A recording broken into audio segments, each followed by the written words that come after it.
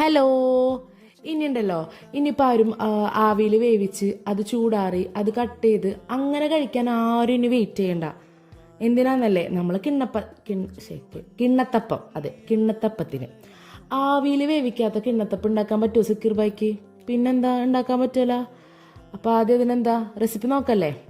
ആദ്യം ഒരു പുഴുങ്ങിയ പഴം, ഒരു അരക്കപ്പ് കോൺഫ്ലവർ, കുറച്ച് ശർക്കര ഉരുക്കിയത്, 2 കപ്പ് തേങ്ങാപ്പാൽ, കുറച്ച് ഉപ്പ്, കുറച്ച് ഏലക്കാപ്പൊടി, കുറച്ച് ജീരകപ്പൊടി, ഇതെല്ലാം കൂടെ മിക്സിയുടെ ജാറിലിട്ടിട്ട് നല്ലോണം ബ്ലെൻഡ് ചെയ്യുക.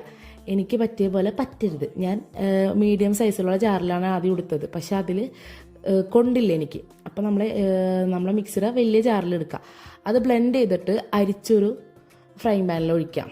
സോസ് പാൻ ഏതിലാണെങ്കിലും ഒഴിച്ചിട്ട് അത് നല്ലോണം മീഡിയം ടു ലോ ഫ്ലെയിമിലിട്ടിട്ട് നല്ലോണം കുറുക്കി പാനിൽ നിന്ന് വിട്ട് വരുന്ന ടൈം ആകുമ്പോൾ ഒരു സ്പൂൺ നെയ്യ് അതിൽ കൊഴിച്ചിട്ട് ഒരു 2 മിനിറ്റും കൂടെ ഒന്നുകൂടെ കുക്ക് ചെയ്തെടുക്കുക.